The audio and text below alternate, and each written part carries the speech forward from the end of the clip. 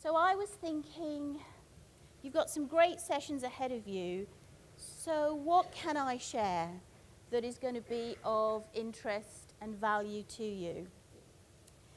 And it occurred to me that actually I am unique in lots of different ways. I am part of the 4% of CEOs that don't come from a financial services, sales and marketing background. Why is that? Why is it that CEOs only come from those backgrounds? So I thought actually it might be helpful to share my story with you, the story of my organisation, Simply Health, and as a former people director and now CEO, what's the lens that I bring to our organisation and the new era of work? So as a lawyer, can I give you a health warning? I don't profess to be an expert, so I'm always looking to learn from great organisations and great people leading their people strategy. So let me start by sharing my story with you. I have always set myself some real big and challenging goals. And I think that started pretty early in life for me. Because at the age of 3, I contracted polio. And that was either a misfortune or for me, it was a gift.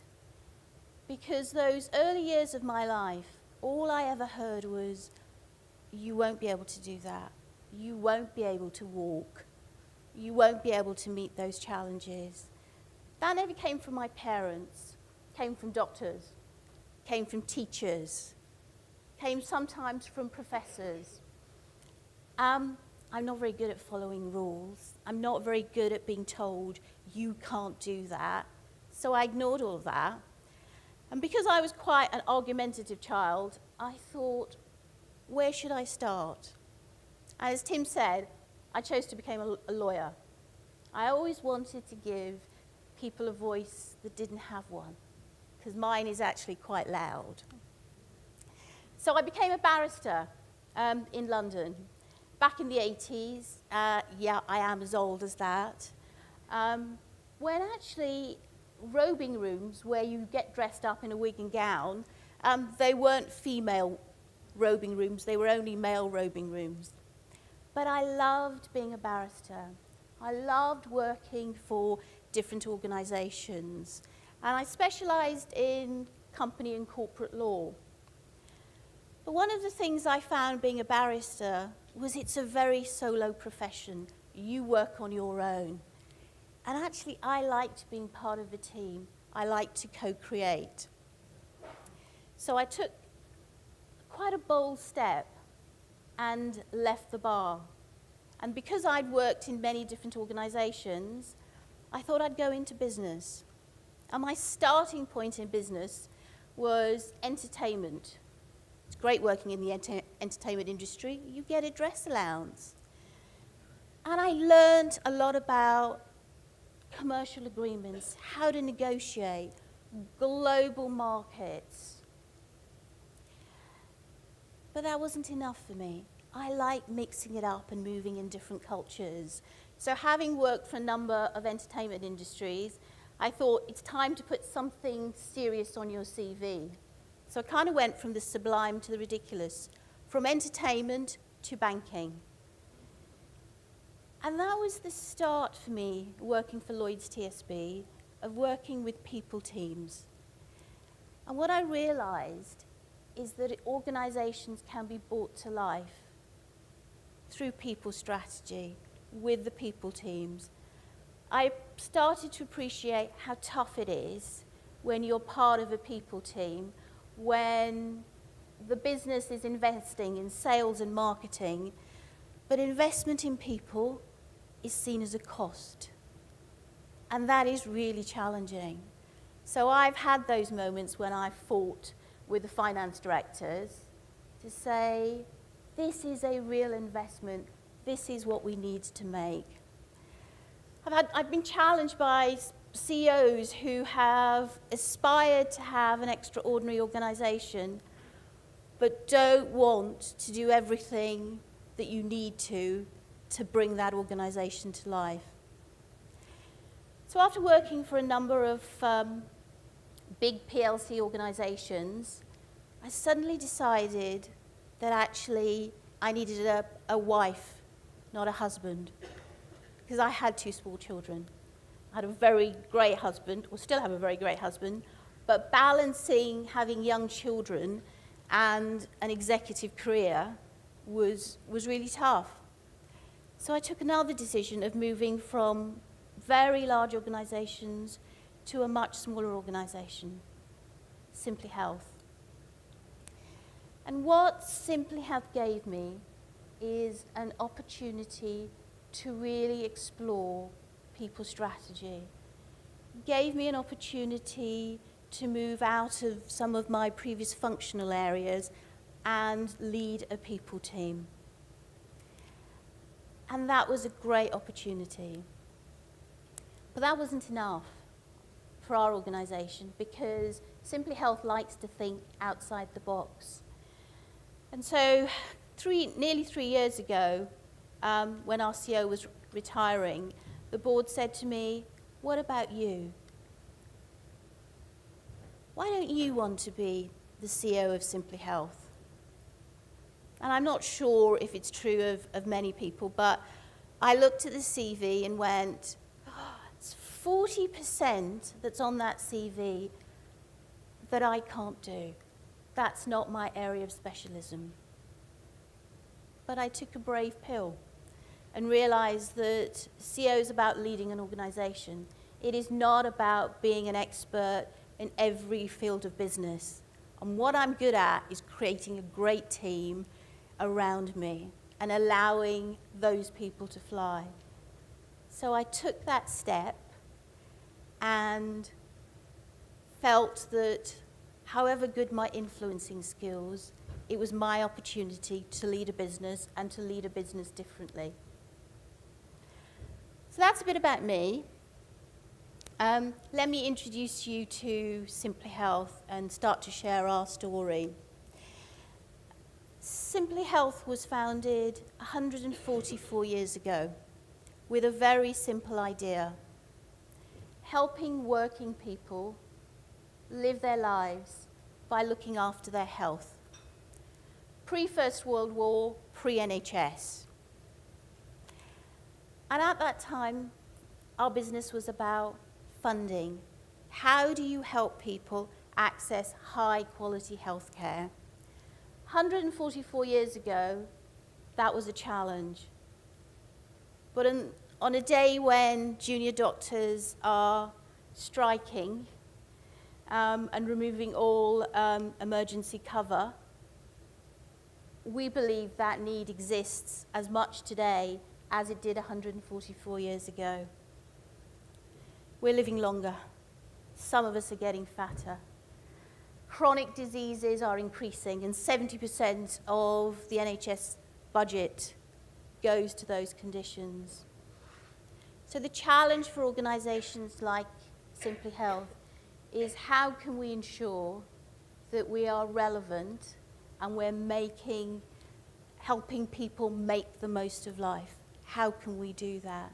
So that was a challenge I took on 3 years ago.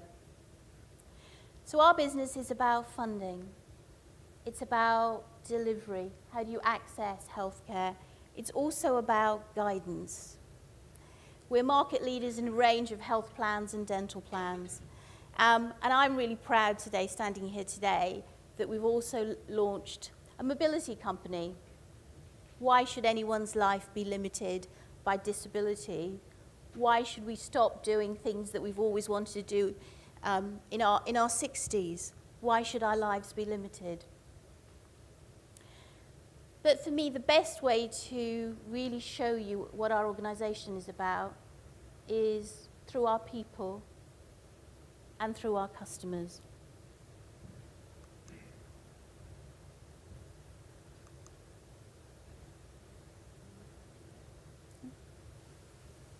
Hello? Hello, can I speak to Mrs. Hodge, please? Speaking of, Hello, Barbara. It's Alan from Simply Health. How are you doing? You all right? not too bad, love, thank you. Good stuff. I've got some good news for you.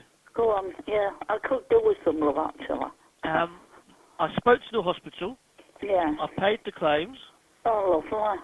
and that's £400. Oh, my goodness. Oh, dear.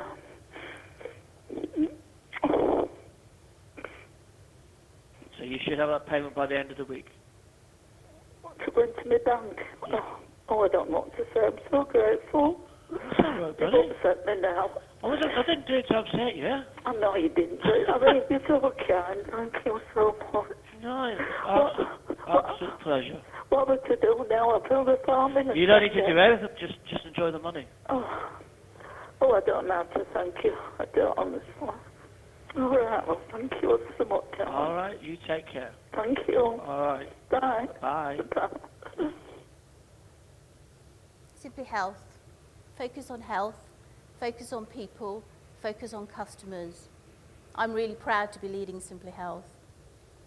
So there's a little bit about me, a little bit about the organisation. So looking with the lens of a former people director, not an expert, but a people director, but also as the CEO. When Tim and Richard asked me to speak, they said, could you talk about your view of the world of work? What are you seeing? What are the challenges ahead? I think I started my career back in the 80s. And actually, so much has changed. But it's not just the working environment that's changed. Our lives have changed. As customers, we are used to one-click service. We're used to products being delivered to us. I got an email from Amazon last week, 1 hour delivery. We're used to being totally connected. We're used to juggling our lives, work and life. So those boundaries have changed. Life and work is so different from where I started in the 80s to where we're here today.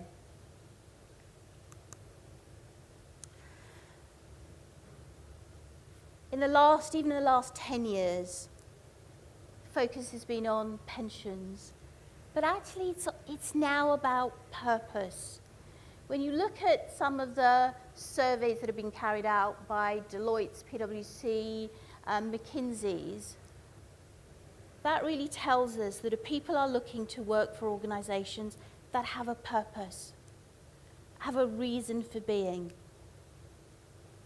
We used to want great bosses. Now, actually, we want great colleagues. I would say to our organization that one of the greatest perks is to work with amazing people, because amazing people bring out the best in all of us. 9 to 5. Can any of you remember working 9 to 5? Now it's whenever. In the office, wherever. Career for life? Whatever. I've got children who are 21 and 19, and the millennials. And I sometimes think, we think that generation has emerged from a different planet. No. We've created their world. There is no longer job security. It isn't just about being employed now. People want to be employable. They want new skills. They want to be developed.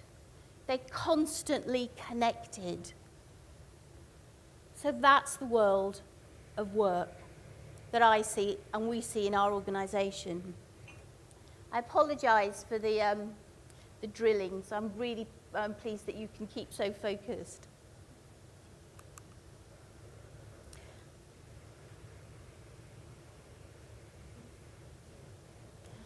Should we just meet? No. Google it. Text me later. Skype me tomorrow.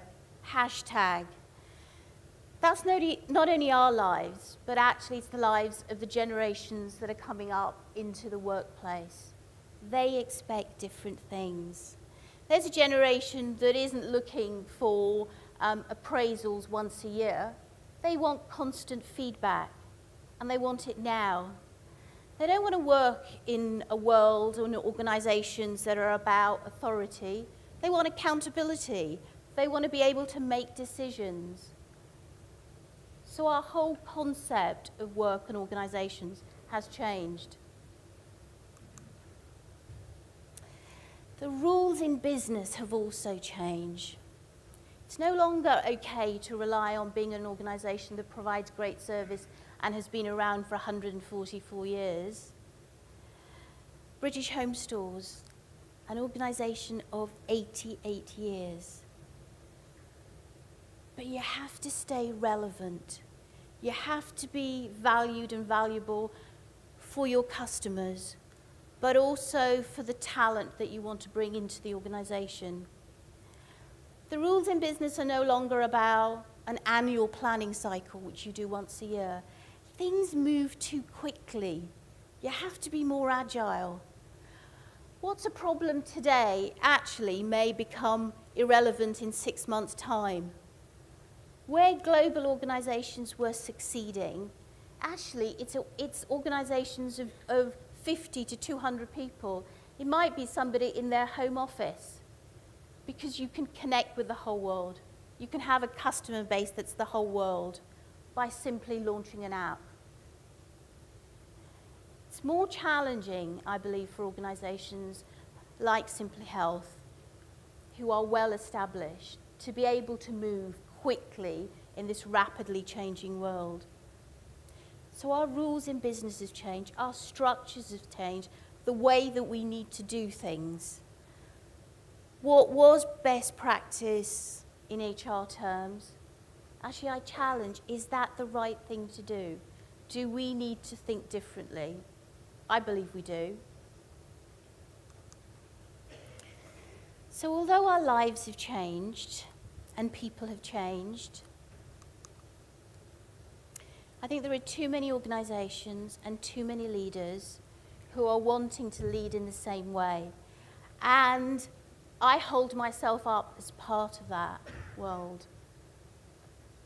As a leader of Simply Health, I have to think differently. I have to be capable of listening and learning, not only from my people teams, but also the teams across the organization.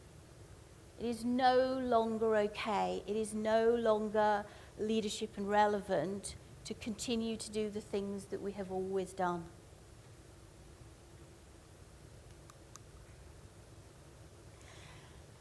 I've always taken some bold and challenging steps, and not only do I literally fall over a lot, but I do figuratively. And I've got really good at picking myself up. So when I took over the leadership of Simply Health, great organization, and I'd been there about 12 years, I really challenged myself to say, hang on a minute, are we still relevant? Don't make assumptions because you think you know the organization. Look inside the organization, but with the eyes of an outsider. And we started a strategy review. So how are we, in this changing world of health, how are we going to be valuable? How are we going to be relevant for organizations like yourself? Because we support over 2,000 clients. How do we make sure we are valuable as an organization? So we asked our customers and potential customers, what do you worry about in health? What are the things you're thinking about? What are you prepared to pay for? We asked organizations like yourself, how can we help you with attracting talent, with your engagement agenda? We looked at the markets we were in, and many of our markets were either stable or declining. And most importantly, we asked the organization, we asked the people in the organization, what is it that you love about Simply Health? But actually, what are the things that are roadblocks? What are the things that are stopping you serving customers, moving our organizations forward? What kind of organization do you want to work for? And part of our strategy review wasn't just about the external market, but it was much more about the internal market. What was the culture that we thought we needed to build to move forward? And in thinking about that, it was also recognizing that we needed to address this changing world of work. We needed to have a look at our people strategy to be really focused on building an organization for the future. So how do you do that? How do you build an organization for the future? And how do I do that and lead that for Simply Health?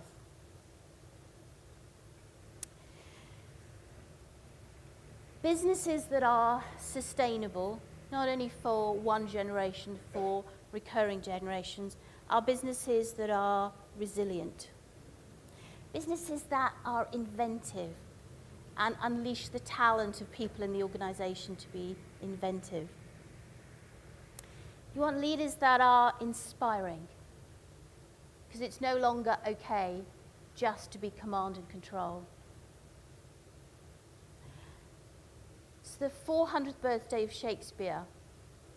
And I don't think Henry V said, oh, by the way, I just want you to do that, and can you do it tomorrow? He inspired his troops. So leaders need to be inspirational. And actually, to drive performance, every person in the organization needs to be accountable. So that was the task for me and for my teams, 1,200 people across the organization. How do we build an organization that is fit for the future? And therefore, what are the main challenges that we should be facing? Strategy is easy to develop. Propositions are easy to explore. But what are the bigger challenges that drives an organization forward? So with my former people director hat on and now as the CEO, the things that we as an organization are focusing on, I am focusing on, are these three things: leadership, culture, and people. Many organizations I have worked with have had lots of management, but actually not enough leadership. And I found at Simply Health that we had great people, but that actually our leadership wasn't strong enough. And that we hadn't developed our leaders in the past. And leadership is no longer for us about authority and command and control. It's much more about context. It's much more about connecting people with the challenges that we're facing and giving them the opportunity to move our business forward. It's a different kind of leadership. And that requires us to be really explicit about what we expect from our leaders. It requires us to be really clear in recruiting new people. It requires us to develop not only the leaders of today, but the future leaders. And it isn't just leadership that is positional, because what we're looking for is active leadership across the organization. 1,200 people able to be inventive. So leadership is, I think, a key focus for us. And probably the most important challenge is culture. I obsess about culture. As a previous corporate affairs director as well, where I was responsible for governance and audit and the assurance services, I've worked in many organizations where you can have the most beautiful control manuals and policies and procedures, but if your culture isn't right, and if your culture isn't aligned to your strategy, then the strategy cannot be delivered. So I obsess about culture. And for me, culture is about everything we do. It's how I behave, what I say, the tone I set. It's about our environment. it's the way we recruit people, and most importantly, it's the way that we let people go. In many organizations I've worked with, very clever people are treated differently. And I think that really destroys a culture. Culture is the one difference for any organization. It's a shame that you can't put on your balance sheet how great your culture is, because it actually drives a business. So I constantly obsess about culture. One of the things we've done over the last 6 months as an organization is be really explicit about the culture we want. And not through rules and processes, but a very simple framework.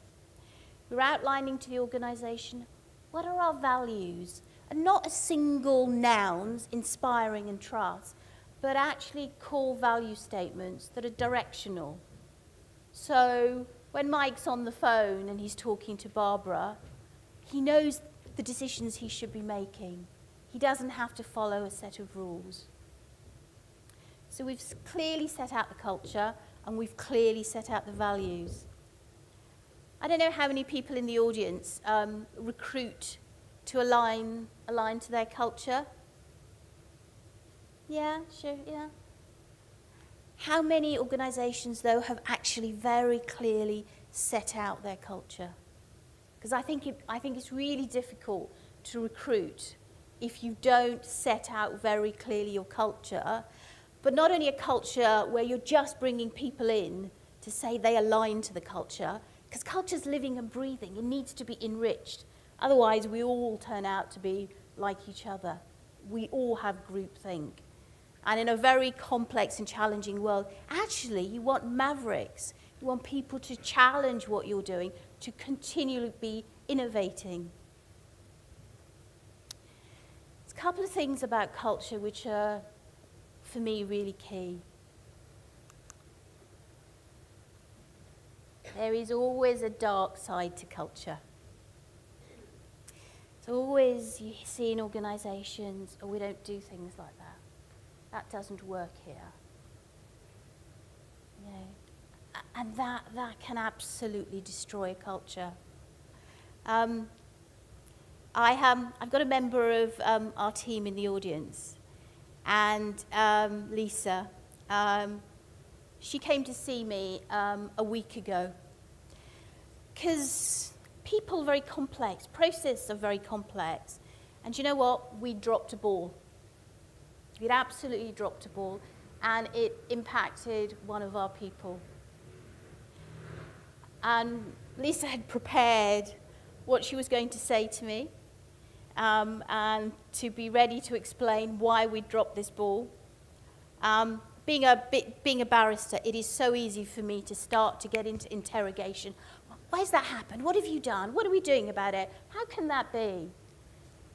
And as a leader of the organization, I set the tone. So I was really conscious in that moment that I didn't do that, because mistakes happen. They absolutely do. And a culture where there is no failure means things are hidden. So in setting our cultures, I think as not only as a CEO, but as leaders of the organization, we've got to be really conscious of the dark side of culture.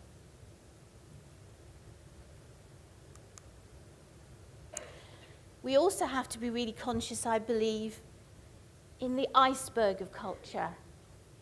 I don't know if you've joined an organization, you thought, wow, amazing, I really want to work for this organization, because it espouses great values, it's got a great people strategy, and then you come into the organization and what we say and what we do is different. And I think VW is a perfect example of that. VW has a great set of values. It's a great organization, a great brand. But a no-failure culture, I believe, led to people lying about emissions. So I think in thinking about culture, we've always got to be conscious of both the dark side of it as well as the iceberg of culture. And as people directors of people strategy in building the culture, got to be thinking about what we say and what we do, are they aligned? Because I know, talking to a number of agencies, headhunters, there are candidates with many offers, and what they want to know is actually what's the true culture of an organization? What's their authentic story? Because we waste a lot of time when people come into an organization thinking it's one culture and then they realize it's something else. So culture is absolutely key and where our focus is. And I don't stand here saying, wow, we have done it all. We have started on our journey to be able to ensure that we have the right culture to drive our strategy forward and continue to serve our customers we have today, but the customers that we want in the future. And I think the final element of focus for me is people. People bring an organization to life. They serve customers, they build relationships, they can also destroy relationships. And too often in organizations I've worked with, actually the people agenda, there hasn't been enough investment. And so for us, making sure that we are investing in our people as a critical success factor, that we're making sure that we are developing them for the future, is a key part of our agenda and my agenda. I talked to you sort of 20 minutes ago about always being told I won't be. So I am really passionate that we don't box any person in our organization. We don't just look for skills, but we look for aptitude. We look for ambition. And we ask our people, what do you want to be? What do you want to do? What are your aspirations?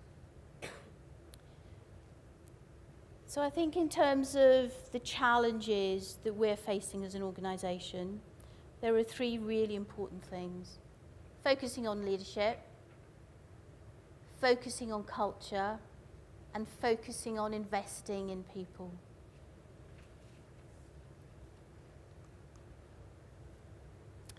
So let me share with you our people strategy. And these are the key elements of it. Every piece of research I see says that over the next 5 to 10 years, there's going to be a real shortage in skills and talent. Maybe the generation of artificial intelligence is going to come into all of our businesses.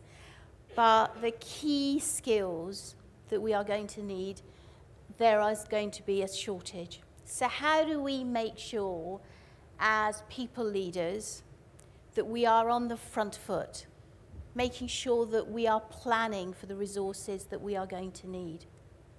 We spend a lot of time in the organization financially planning, but how much time do we really think about the skills we need not only today, but in the next 3 to 5 years?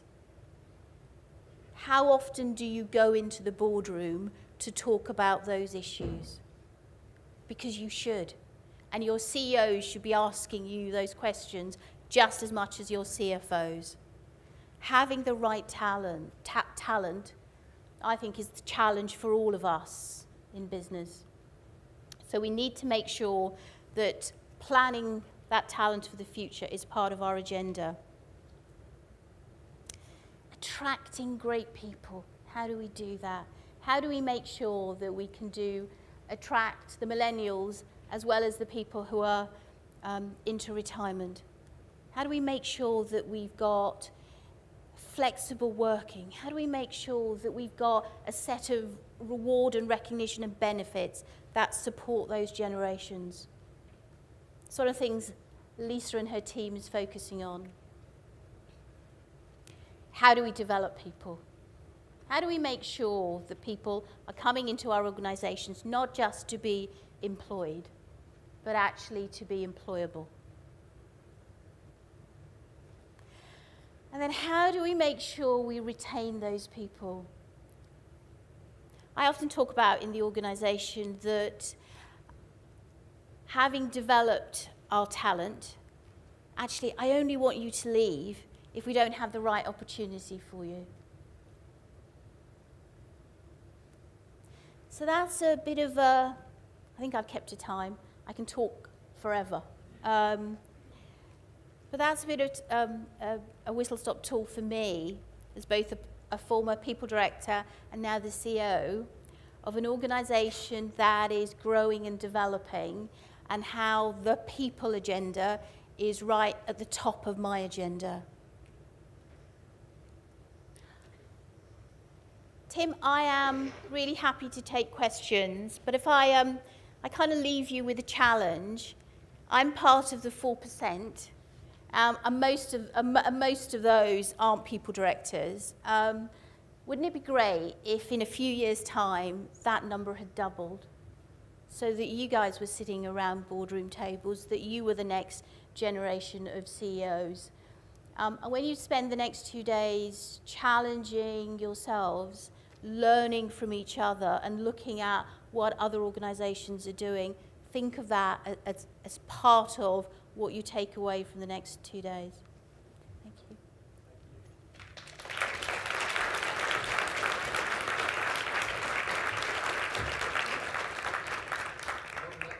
Quite that easily. Are there any, just listening to you speak, and I did have to step out for a couple of minutes to try and find the man with the drill.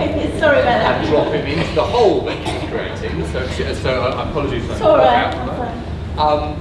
I was just listening to you speak, and it just reminded me of the boxful conversation between a CEO and a CFO. The CFO says, "What if we develop these people and they leave?" And the CEO says, "What if we don't and they stay?" Rather like.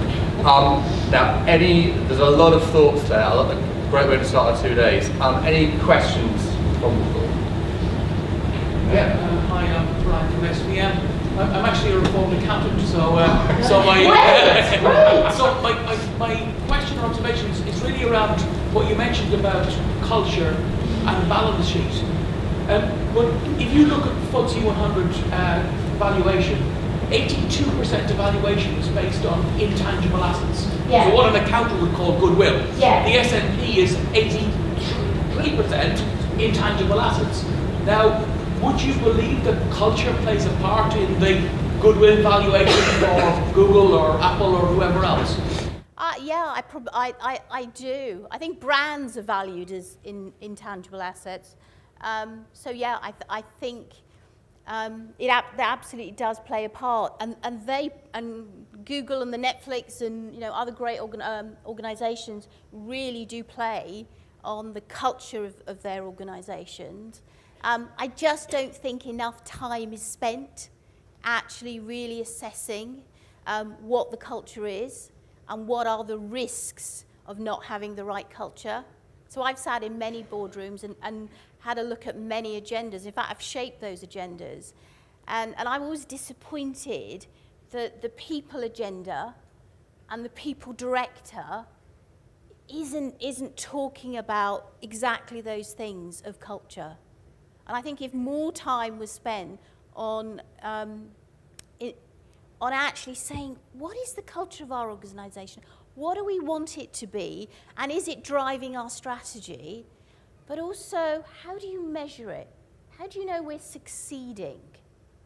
Because sometimes we measure the things that are easy to measure, and we don't look to find ways of actually assessing those more intangible things. So I think culture is a real imperative. Real imperative.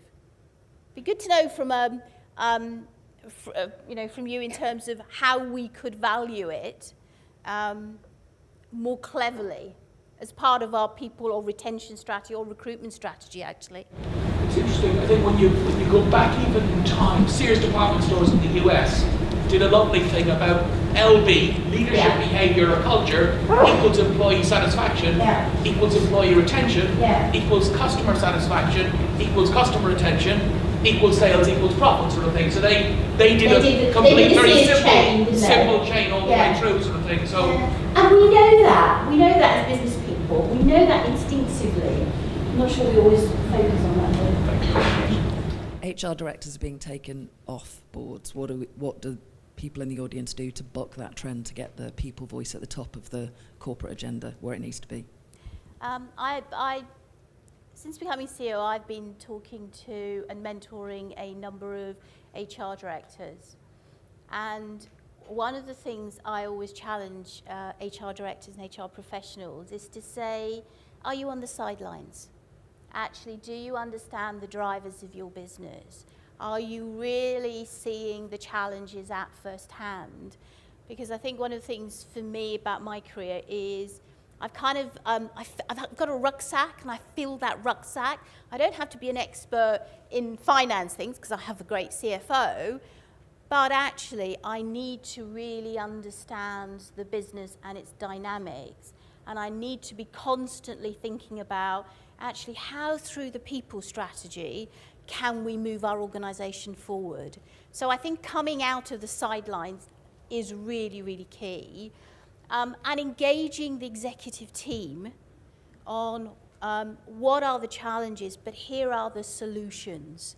So when I hear global research from CFOs saying, actually, the thing we worry about, not only in immediate finance teams, is talent. So how do you engage people in that sort of discussion? But I would say, come out the sidelines. Have your voice heard. And whatever industry that you work in, and our organisation is regulated, and one of the things regulators always talk about is culture. So culture is a boardroom agenda, and regulators are assessing the culture of a boardroom to see if it's right. So I think it's that constant conversation. Actually, invite me into your boardrooms, because I will talk about this forever, because I really, really believe that people strategy and people teams should be always in the boardroom. Because any change, when we talk about change, any change always has a people agenda. Anything in business always has a people agenda. Often it's technology as well, but it always should be on the boardroom. And it's not easy. I've been plugging at it for a very long time. And I've just found a great organisation that actually not only espouses those values, but actually wants to do something about it. Beginning of a journey. So I'd be very interested to have a conversation about culture. We're out of time. So you're lucky enough to be sitting next to Romana, so you can follow up in person. But I just want to say thank you very much. Thank you very much.